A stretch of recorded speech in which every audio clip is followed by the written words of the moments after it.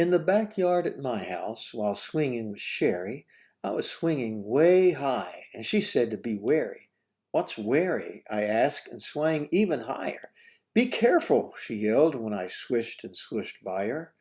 "Something might happen, and you might get hurt. Maybe fall off the swing and get dumped in the dirt."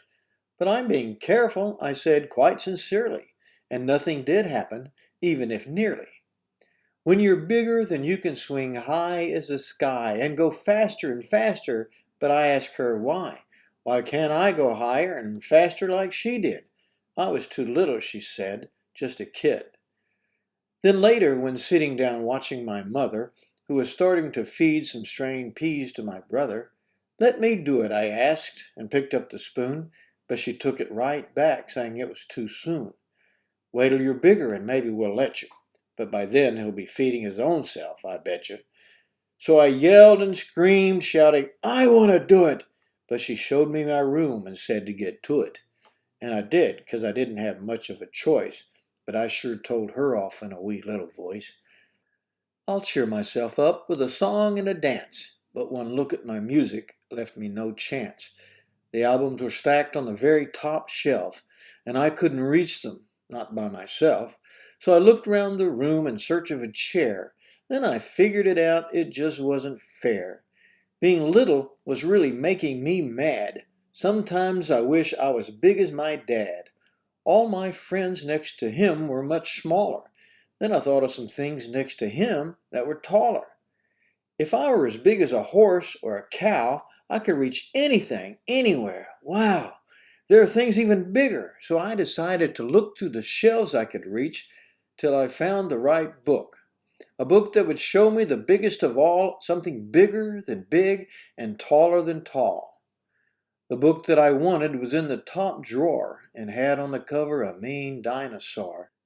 Triceratops. Gee, it's enormous and scary. It's as big as a mammoth, but not quite as hairy. It was something so huge, and the bigger the better, that my mother would say, "She's so big now, we'll let her swing high as she wants and go fast as she wishes. But she'll have to move out, 'cause she looks very vicious." Moving out wasn't quite the idea that I had. I would sure miss my mother, my brother, and dad. How I handled the problem would probably depend if I could soon find me a nice little friend. Little? That's silly. It doesn't make sense. A dinosaur must have a friend that's immense. A stegosaur seemed like just the right kind, but I looked at the next page and then changed my mind. Brontosaur, gracious, I've never seen greater. The two of us played all day, and then later we did all the things that big people do. We went in the street and climbed in trees too.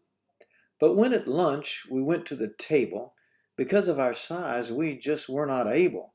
I could nearly sit down, though it was quite a squeeze. Then my new buddy Bronte decided to sneeze. She tried to hold back, but her nose kept on itching. When she finally let go, she blew out the kitchen. I started to think that maybe it wasn't so great to be big. Being big simply doesn't allow you to do the things when you're small that you wouldn't be able to do if you're tall. Suddenly, jumping from page 31, came something that roared and made my friend run. "Hey, why are you running? You're bigger than he is." "That's true," my friend said, "but he's meaner than we is." I too started running, then looked back to check and saw who was chasing was Tyrannosaurus Rex. He ran very fast and was starting to gain, and we started crying. Our tears fell like rain, when who should appear on the scene but my dad. And when everything else disappeared, I was glad. I hugged him and I told him I did not want to grow. And he kissed me real softly and simply asked, "Oh, what would have happened if me and your mother had never grown up? We'd be small like your brother. And who'll watch your kids when you're older and marry? They surely can't walk, and them you must carry. Or who'll drive your car when you go to the store? Or bandage your arm or your foot when it's sore?" "I'm sorry, but I really don't understand still." "Then wait till you're bigger, and maybe you will."